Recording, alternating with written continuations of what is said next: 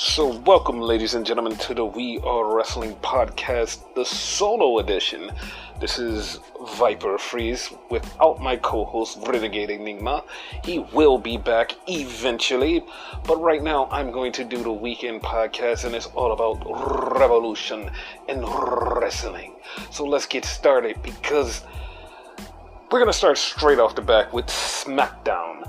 And Smackdown started with one of the best starts that it's had in a long time, because Roman came out, and before Roman can say anything, Cody shows up. So Cody comes out for this face-to-face, and they're standing there, and they're just standing. All of a sudden, Roman says, "Well, what do you want to talk about?" And it just goes. It was so masterfully done. And then Roman puts the titles down, lays them. And if you notice, one title, the WWE title, was facing Cody. The Universal title was facing Roman. So, not saying that has anything to do with anything, but it could eventually. And they start going back and forth, and Roman brings up Dusty, and he says, "Dusty trained me, and Dusty was the guy that thought that I could do this. This all right here is all that Dusty wanted for me." He said, "Baby, if you had it, you can't even turn it off." And he just kept going, and it started to get to Cody. And Cody said, "You know what?" He said, "Now I have to beat you. I have to beat you for my legacy." And that was great. That was great. Like, it was amazing. I can't say enough about it. I can't wait to WrestleMania. They sold it for me. They sold it for everybody in the fucking building. They sold it for the internet. They sold it. They fucking sold it. This is going to be a great match. So then we go to commercial. We come back, and Roman starts talking to Jay, and he's like, "Yo." Oh, I forgot to actually mention the part where Roman was leaving, and as he's leaving, he's smiling at at Cody, sorry.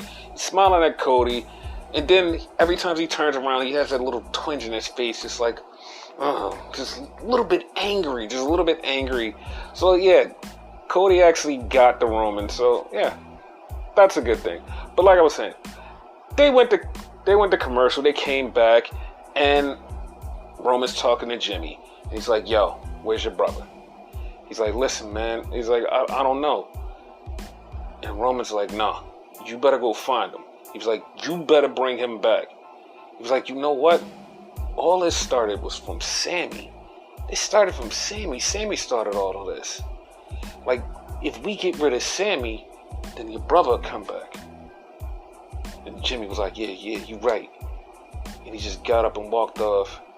And Roman said to Paul, he goes, "Yo, listen, Jay better come back.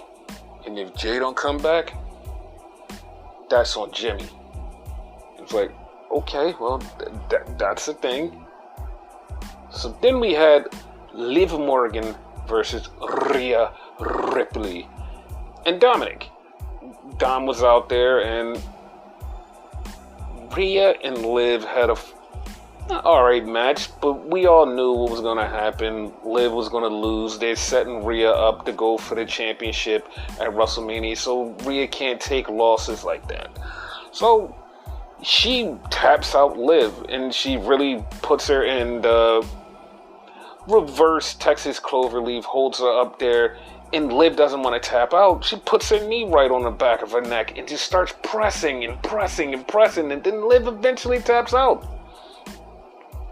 So they leave and go to the back, and Santos Escobar looks at Dominic and he says, "Yo, you're not going to keep disrespecting my old head, right?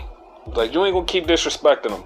Why don't I see you out there?" And then he went to mommy and said, he was like, "You're pretty." And gave her a kiss. Like, not gave her a kiss, but blew her a kiss. It was like, okay. So that sets up the match for Dominic versus Santos Escobar, which was, I don't know what the hell Dominic was doing, because, like, you could tell that Santos had, like, something in his mind to do something, But every time he tried to do it, Dominic would like fuck it up, and it was like, this kind of fucked up, but it winds up getting over, and then Dominic wins with the help of Mommy. And after the match, Dominic rips up the mask that Santos Escobar got from Rey Mysterio 3 weeks ago, which I'm like, okay, well now, that was all a fucking story. That was all part of a story. And then Rey comes out, like, what are you doing, man? What are you doing? Dominic throws the mask on the floor. Rey goes to pick it up. Dominic hits him. So, we still haven't got Rey hitting Dominic, which, you know, is going to WrestleMania, but he still has not hit Dominic. Well, I just want to punch the shit out of Dominic. And so does Michael Cole. Michael Cole wants that too. So, it's a thing. So, then we get Drew McIntyre.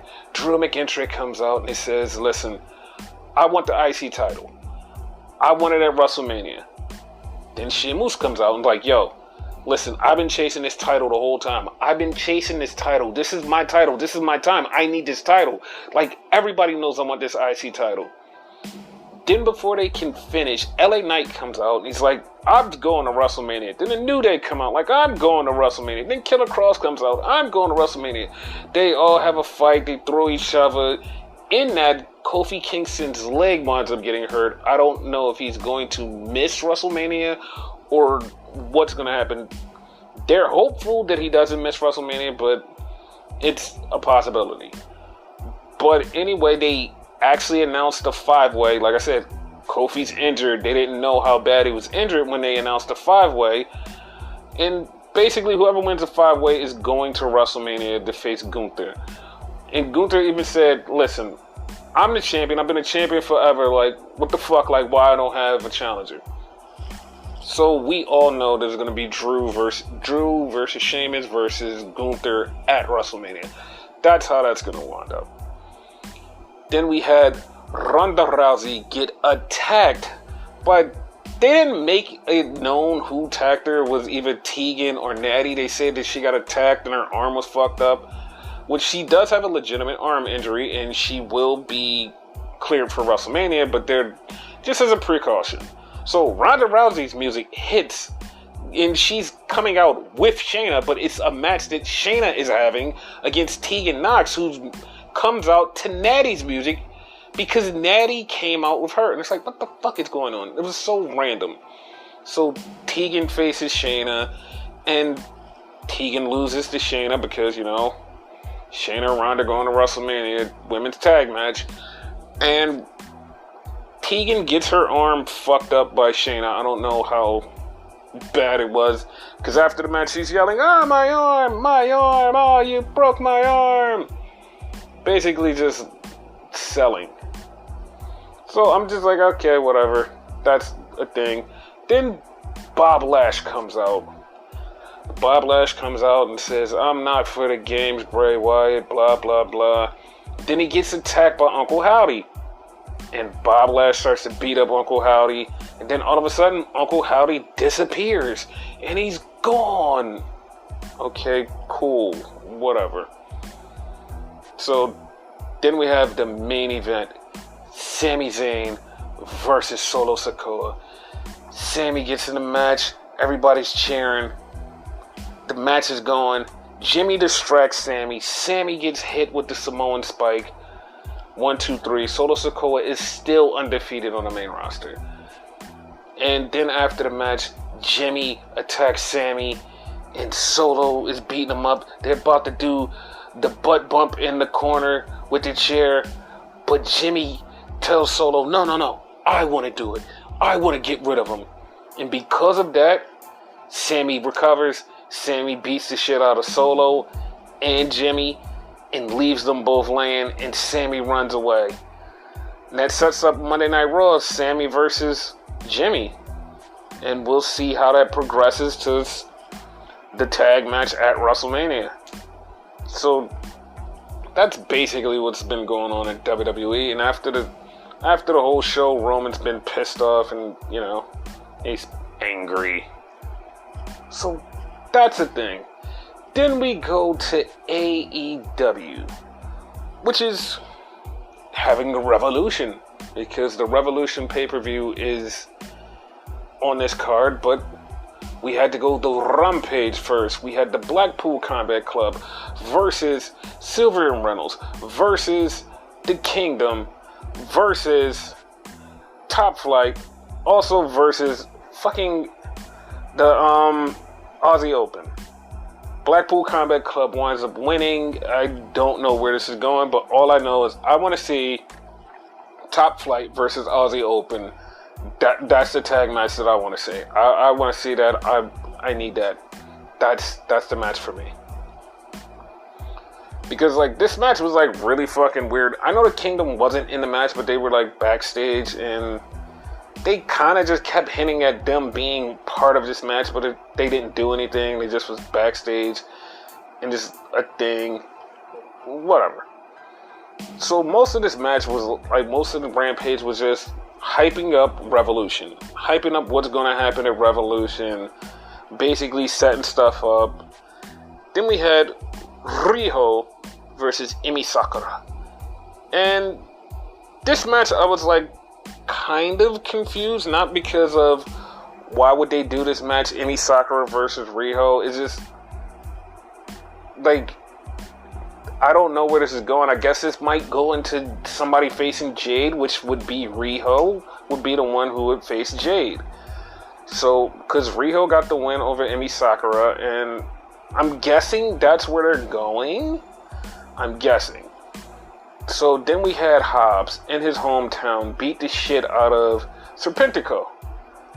And that was in 13 seconds. And then Tanosuke Takeshita said, yo, I'm losing here. I can't get no ground. I think I should go back home. And before he says that, Don Callis says, no, you should let me coach you. And if I fuck up, you can go back home. I'll take you to the airport myself. But like, this is finally the storyline that they had for like months and months and months and months and months that they have been showing on Dark that they haven't done anything with. It's finally coming to light, and I'm glad that they're doing that. So then they had Mark Briscoe. And Mark Briscoe is talking, and he's like, man, this is like a fever dream. And then he says, I saw this Battle Royal last week, and I was like, oh my God, I was supposed to be in this Battle Royal. I looked around for my brother Jay, and I couldn't find my brother. And then I remember he's going on to glory. And it, like that kind of fucked with me. I mean, it did kind of fuck with me. And then he was saying, but then I was looking and I found some hurt my nose, which was the Lucha Bros. So the Lucha Bros came up and said, yo, we're going to help you take care of your problem, which is Mark Sterling and his dumb guys that they have. It was like, okay, this was awesome. I liked it. It made sense. But like I said, that remembering Jay is gone thing kind of brought a tear to my eye. So then we had the main event, naturally limitless. Keith Lee comes out with a new robe and hoodie thing. It's like, okay, cool. And they're taking on Swerve and Parker Boudreaux. And this match was okay. It wasn't like the bestest of best matches where I'm like, oh yeah, this is pretty cool. Yeah, it was okay. It was just there, and Keith Lee and Swerve gets the win. So yeah, that was a thing. So that's the end of Rampage.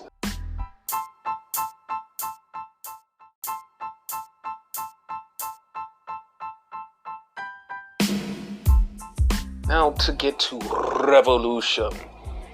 And Revolution was pretty damn good. Especially some of the last matches were really fucking good. But it started off with Ricky Starks versus Chris Jericho. And this match was really good.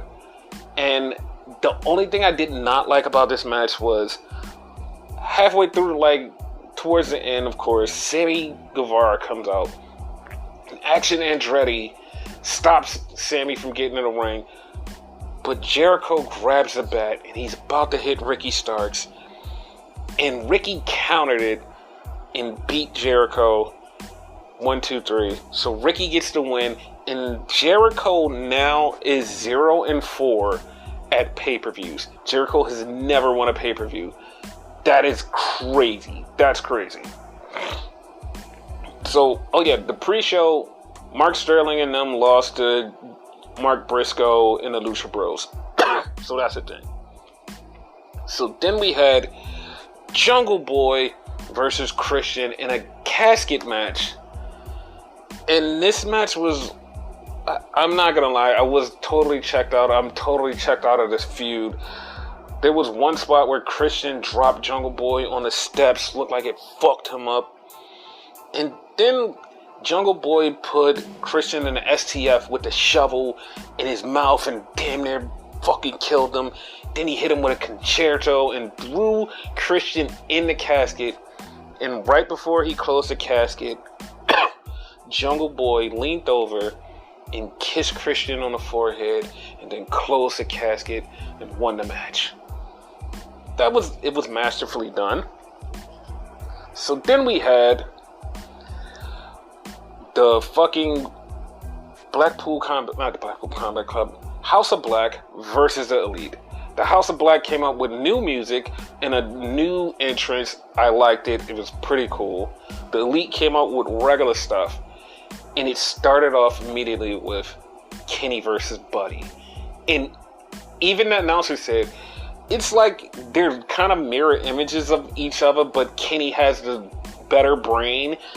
And it was just like, they started going and it was like, oh my God, I need this one-on-one. I want this one-on-one. I need this one-on-one. Give me this one-on-one. I need Buddy versus Kenny. And then Buddy tagged out. And then it was Malachi Black versus Kenny. I'm like, oh my God, we need Malachi Black versus Kenny. Please, please, please, please, please, please.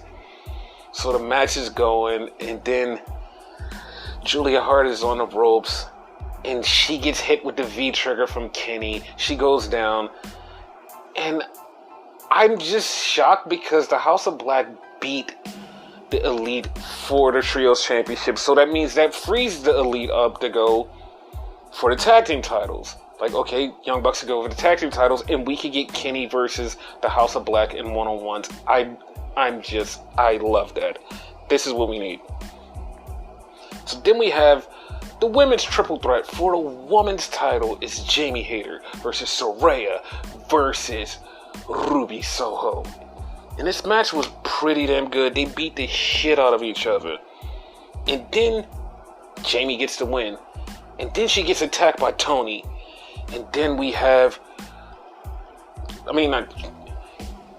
Jamie got attacked by Tony because she beat Ruby. She pinned Ruby.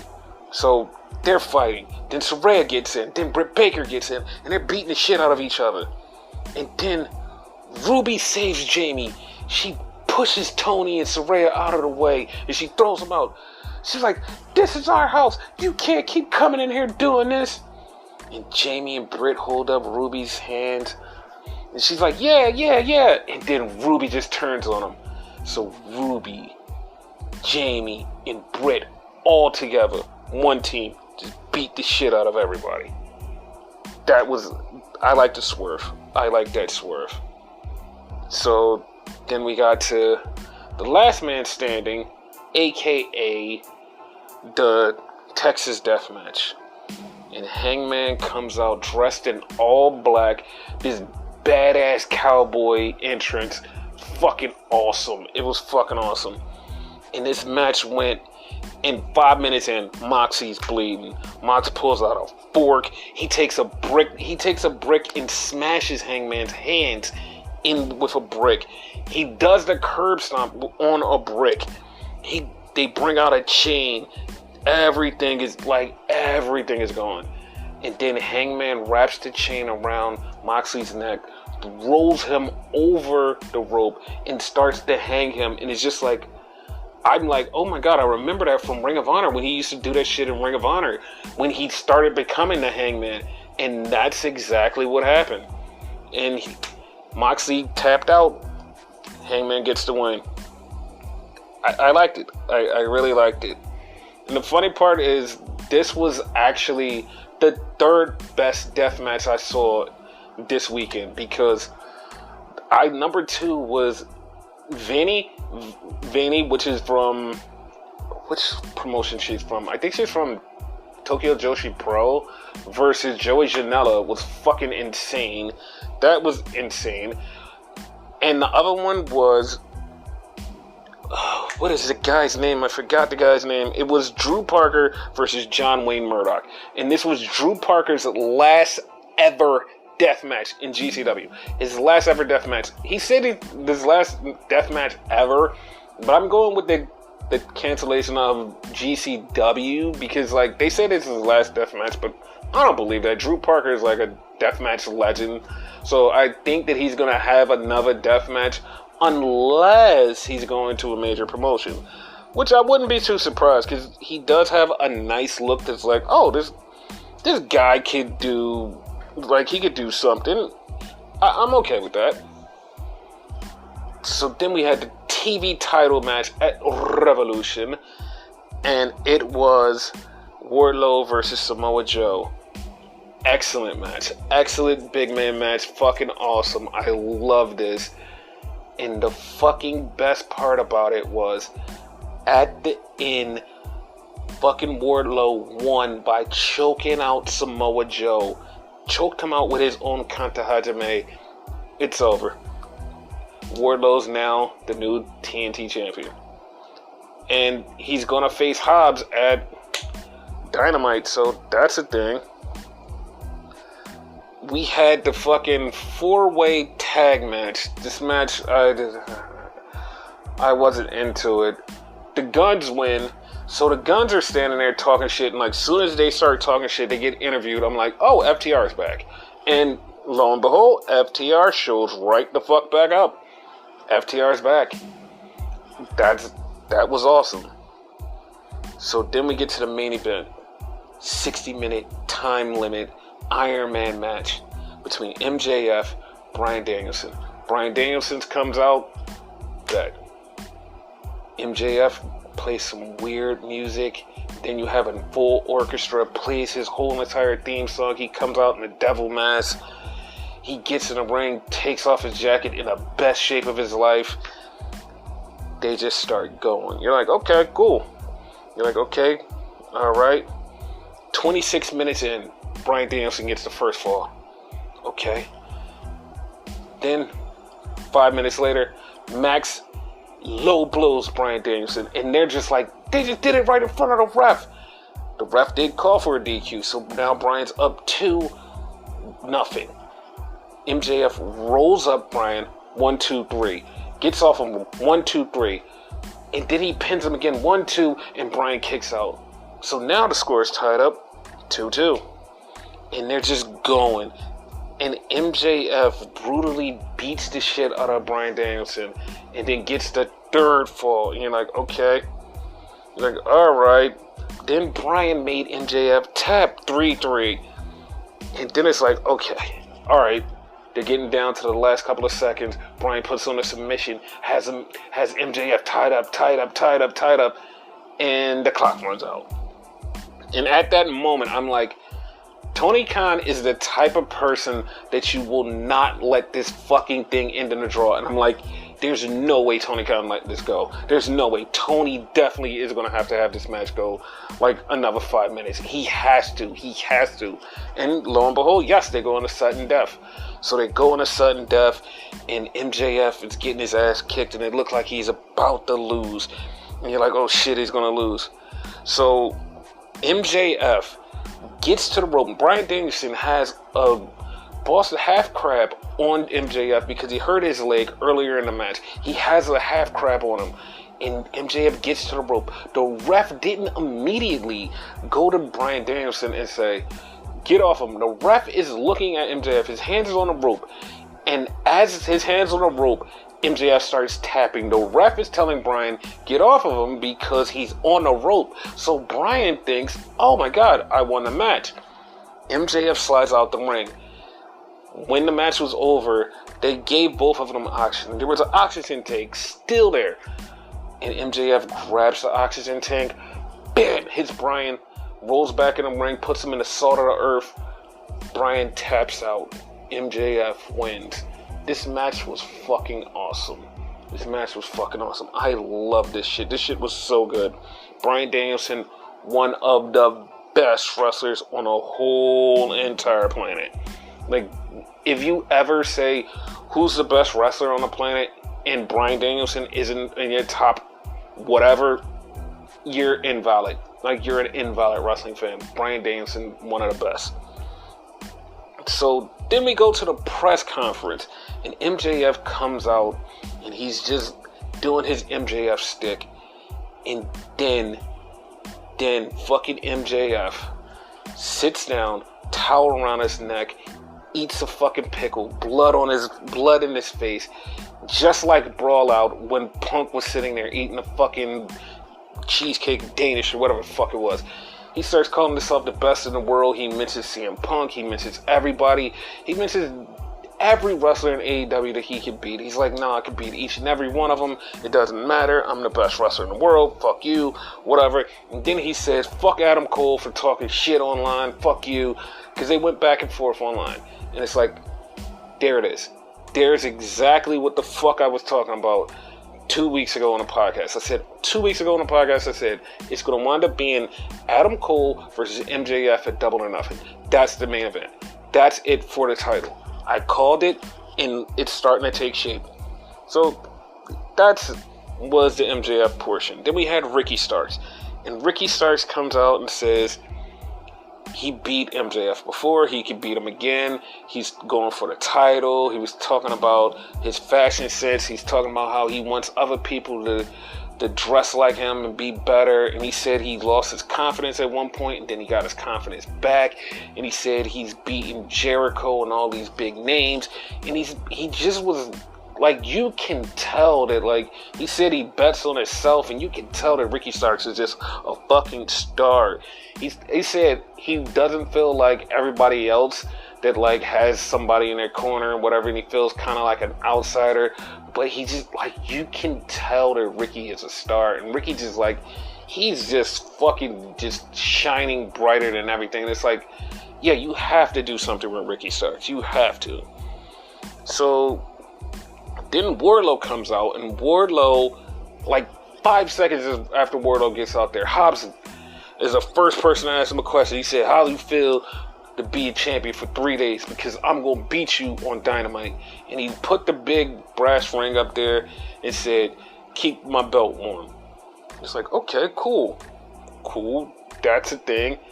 And he just keep, like, so they talk to Wardlow, and Wardlow's just talking about his dad, and everything was true in that promo. He cut this whole promo that was like, yeah, it was true, and he tried to keep himself calm for beating Joe. And then somebody asked him about MJF. They said, last year you beat MJF, so you should, like, get a title. And he's like, yeah, that's true.